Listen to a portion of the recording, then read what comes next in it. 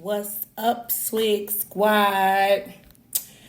So, I come to y'all for a quick minute this evening to talk about, I usually don't delve into politics, but the comedy show that came on last night, I just have to mention this. I don't really put my hand in the politics because it's just too much this and that to it. But the comedy show that was on last night, I said, you know what? I wouldn't vote for him for my president, but I damn sure pay top dollar to see that dude stand up. When I say that's a funny mother, that mother is so hilarious that, and he don't even be joking. He be serious. Like, he be serious.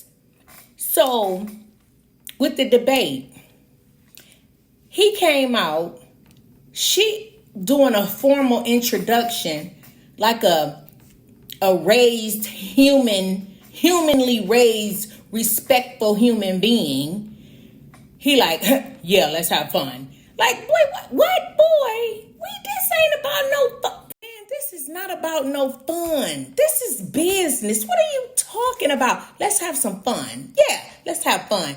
He really was. That's another thing about him. He a big liar, but when he be joking, that stuff be serious. So Kamala came out talking about how she was going to do the $50,000 tax deduction for small businesses because, you know, she respected small businesses because a lady with a small business helped raise her and her siblings, or her and her sister, or her and her brother, or something. And this Negro, but every time she said something, because she closed it out with a dig at him, you know that's the first thing he had to address. So instead of answering the questions, you see he was getting caught up in the pull and push of it. He was getting caught up in all of that. So he didn't have nothing to say. He said, oh, love small businesses. Always love small businesses. That's a lie. I never said that. Yeah, small businesses are wonderful. They're cool. Like, just something general like that.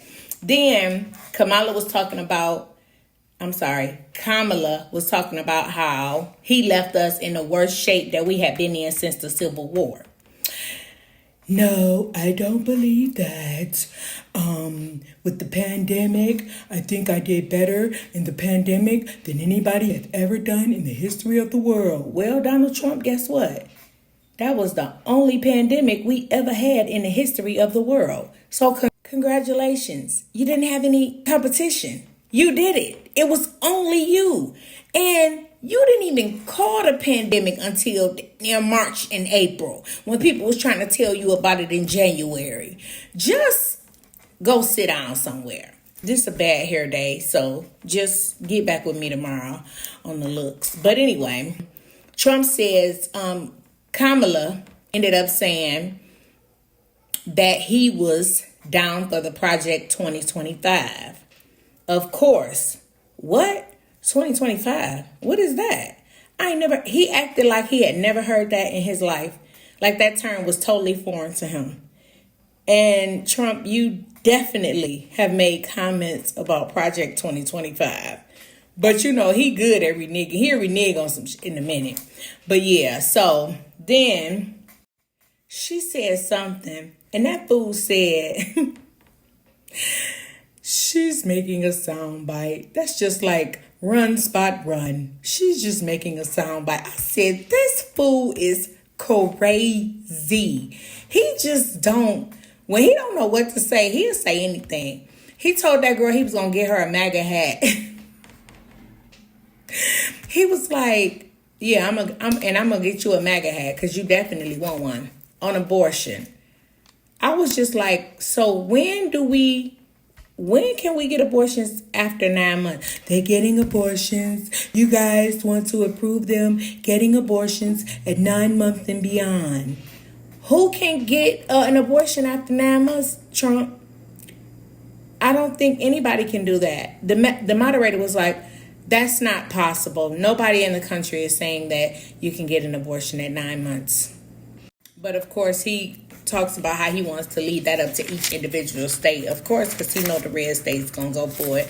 But Roe versus Wade was really saying, like, it's just against the law, period. She's saying that he was trying to overturn Roe versus Wade. And he didn't want to overturn. He said that the Democrats, the Dems want to do that too. The Dems voted for that. The Dems want to do it. It's been 52 years. People have been trying to get this back into law. They don't want this Roe versus Wade. This is what people are trying to get out of here.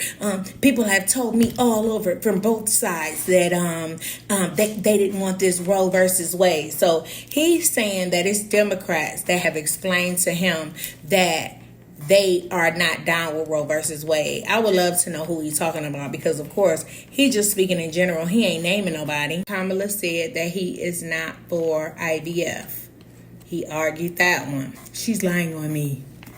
I'm for IVF. I've been for parents starting families. That's not a problem. That's not a problem for me. But I believe that, didn't he say something like, if God didn't want them to have babies, it wasn't meant for them to have babies, something like that. He just always reneging. Kamala said that she was going to hire 1,500 more Border Patrol agents to stop, put a ban on the flow of fentanyl coming into the country. He didn't even mention anything on that, but he started talking about how he didn't want the gangsters and the thugs to come over here. He's worried about all of the thugs and the gangsters. So he doesn't want them over here. I guess ultimately he really don't give a damn about fentanyl, because he ain't giving a damn about that.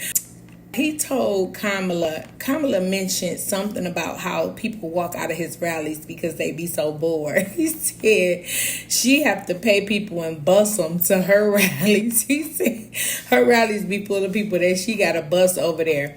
She was talking about how he was the reason for the insurrection, the January 6th. And he said that he just had a speech. He was just scheduled to speak there.